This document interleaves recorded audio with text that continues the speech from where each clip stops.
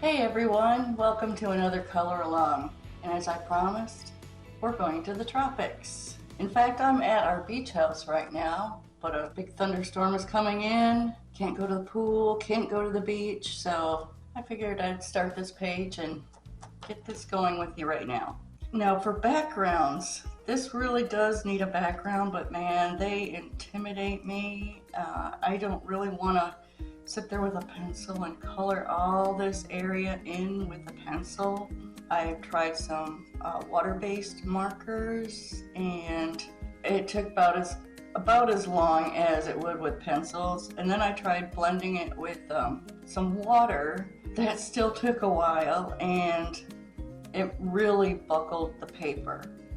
So I was trying to think, how can we do this background without buckling the paper too much?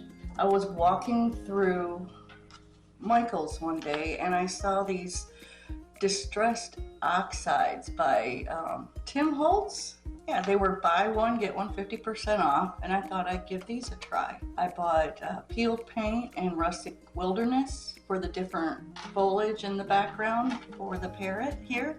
The only thing with this is if you use this, how do you not get it into all this area here? Now you can color over this. I especially don't want it in the parrot because the parrot, we're gonna do blue and yellow. And so I don't want a lot of green in there. I did some research and I found this Dr. P.H. Martin's Frisket Mask Liquid Level 1. We're gonna give this a try on a large scale. I did test this out, and you gotta make sure it goes on pretty thick. Now, it won't matter if we get everything exact, so we're gonna do this pretty quick to get this in here because it dries fast. And if we don't get everything, we can fill that in with the background here, or if we get background on some of these parts we want to do with our colored pencil, we can go over it with colored pencil. We just don't want a lot of the background in here. So let me show you how to use this mask. Shake it up. Now you're going to want a brush or something to move it around with. Once you use a brush though, that's all you can use this for. It gets pretty sticky and stiff. You can use the back side of your brush, or you could use a toothpick, but I don't have any toothpicks here. So if you hear a noise in the background, that's my dog. If you hear rumbling in the background, that's the thunderstorm coming in. So let's get this mask on, and I'll show you how to do that. It comes with a dropper. I just put big drops in where I want it, and then I move it around. Now you want this pretty thick. If you don't get it thick enough, I think it might rip the paper. I did a tester on this and it came off pretty good, except for one area. It did rip the paper, so I don't know if I didn't let it dry long enough or it was too thin. I'm not sure. Now since this is a liquid medium, we are going to get some buckling on the paper. That's okay, because when we do the background, we're going to add a little water for texture on the background, so it's going to buckle a little bit. But once it dries and you put books over the top of it, it should be okay. So and you want to do this quickly because it dries pretty fast. Putting little dots down and then pushing it around where you want it. No need to be precise. Just cover as much of it as you can. And if we get it on the background, we'll fix it. And if it gets on the leaves, we'll just color over it where you want it. Now it's going to start getting sticky, and if you get a bunch of it on the end of your utensil, whatever you're using, you can just pull it off with the paper towel. I said backgrounds intimidate me, so we'll see how this goes. And you can pick, if there's a big glob, you can just pick it up, move it around, but do it quick. So it starts drying pretty fast. Now if you've got a printer where you can print some watercolor paper for this picture, that would probably work best. I don't have any watercolor paper on hand yet that will go through my printer, so I'm making do with the Neenah paper stock that I always use for my coloring.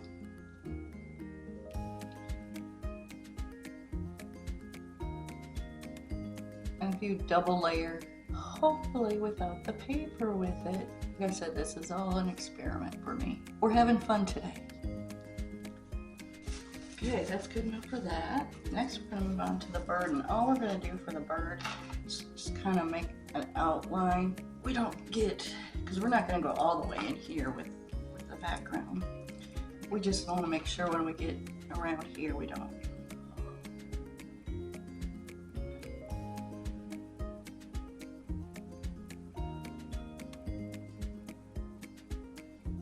I think we just about got everywhere.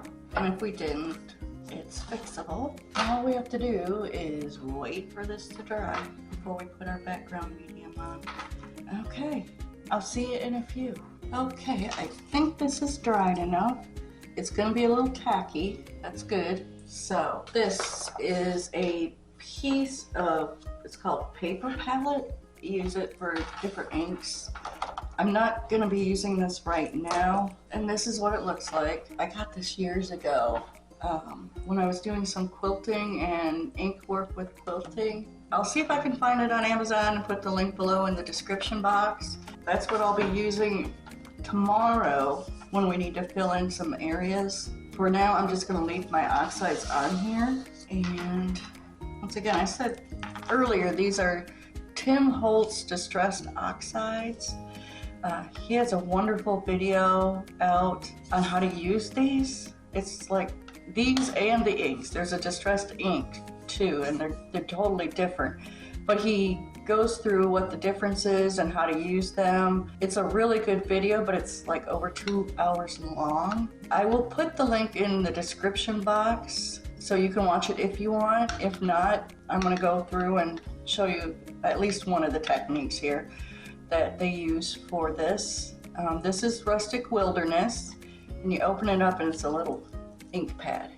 The other one is Peeled Paint, and I'll put links to those in Amazon down below in the description box. But like I said, when I was trying to figure out a background for this picture, going through Michaels, they were buy one, get one 50% off. So if you have a Michaels, you can go there and get that. And I also got the masking fluid from Michaels. It's not that expensive, but I'll find it on Amazon for you in case you don't have a Michaels near you. Everything will be linked below.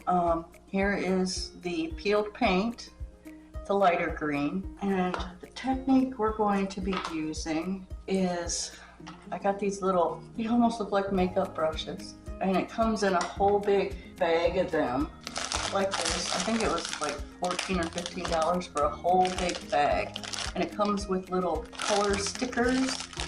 So when you use it like this is for the green, so I put a dark green. This is for the light green, so I put a light green. And then for the tiny areas with the light green, I got this one. And I'm just keeping them over here in a little ink tray or watercolor tray on some paper.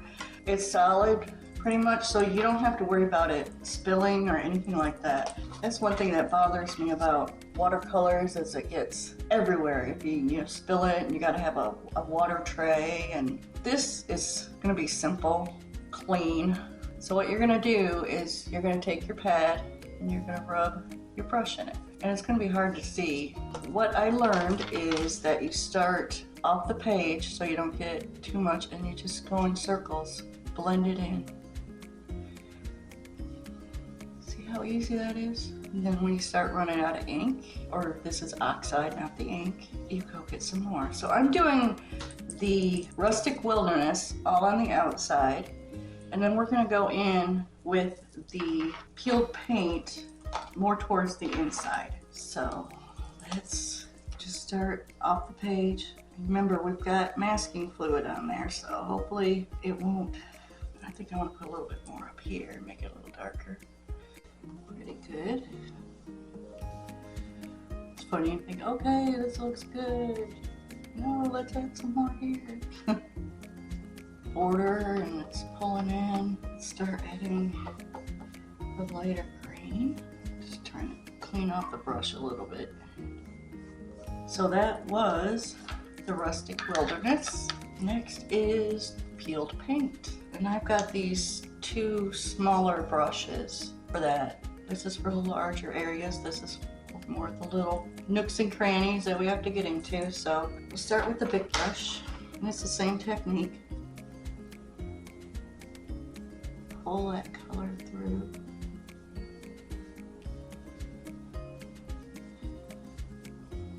Start using this little brush. Boy, that picked up a lot of pigment. I just gotta be more careful next time. Yeah, look how much pigment that picked up. Okay, then you just keep doing it lighter so I don't get all that pigment like I did before. To figure out how to fix that, just go real light. Figure something out. I gotta turn this, or I can't get in there right. And I'm gonna, luckily, I did that on some of that masking fluid. Like I said, we'll fix it later. Yeah, we want this to look like a distressed background, like a fuzzy jungle scene, so it'll look pretty good, I think, once we're done. Here. Rotate you can, because you see things at different angles. Now what we're gonna do is we're gonna spritz it with water. I got this little handy spritzer here from Amazon. Cleaned it up, filled it up. This is just plain water. It's a really fine mist. And now you don't want to go crazy with the water. You could flick what, get a little jar of water and flick water on it, but I want to do it far up because when I tested it out, when you get a lot of water on this paper, it's gonna crinkle pretty good. But when we're done, we can lay it flat and put some books on it. But I'm standing up now, and what I'm gonna do is stand a little far away and then spritz it twice, one on each side. Now it's a little bit wet, so I'm gonna take my towel and I'm gonna put it. Let's see what it looks like. We may need to add more water, but I want to do as little as possible. Not too many water droplets, so let's try it again. I'm going to deal with the crinkly paper, so I'm going to put some good amount on here and see how it does. Get it on there, and then put your towel. I just want to get a lot of the water off so it's not as crinkly, but like I said, if you're using watercolor paper, you can just leave it wet and let it dry with the drips on it. Let's see how that is. That's a little better. You can see some of the drips. Some of the smearing with the water on it. Didn't fix that though. Maybe put some water on it. Look at that. Pulled some of it up. That's what we might have to do, is get more water on there. Here, that's what I was looking for, kind of like a distressed. It's just gonna crinkle up my paper a little bit more than I wanted. There we go. Gotta get it pretty wet. Here we go. And if we need to, after it dries, we can add some more of this ink or Oxide. But we'll see how this dries out, and then I can show you a different technique too of adding this in the areas that we want to add a little bit more. Okay, now we're gonna have to let this dry overnight because you got the masking wet too, and that's got to be dry to be pulled off. So but we're gonna let this dry overnight, and then once it's dry, put some books on top of it, kind of get some of this bubbling out. So what do you think? I like it. It's pretty cool technique, and it wasn't as painful as trying to color in the whole area with a colored pencil or a marker. The only thing you have to deal with is, depending on what paper you use, the crinkliness. But if you use watercolor paper, it shouldn't be a problem, or a thicker cardstock. It's just I couldn't get anything else with this Neenah paper stock through my printer. One of these days I'm gonna have to buy a nicer printer so I can get some of that good paper to go through it. So, well, thanks for joining me today while we did the background, and I will see you tomorrow when we reveal our masking and finish up the background. And then maybe start on some of the coloring. We'll see. how long this background takes us. Well, thanks again for stopping by. Don't forget to hit the subscribe and notification bell so you can get the next segment of this coloring page. And if you would like to do the full length color along, we go step by step, real time. You can go to my Patreon page. The link is in the description box below. Select I want to relax. Join in the fun over there. Thanks again, and we'll see you tomorrow. And until then, have some fun.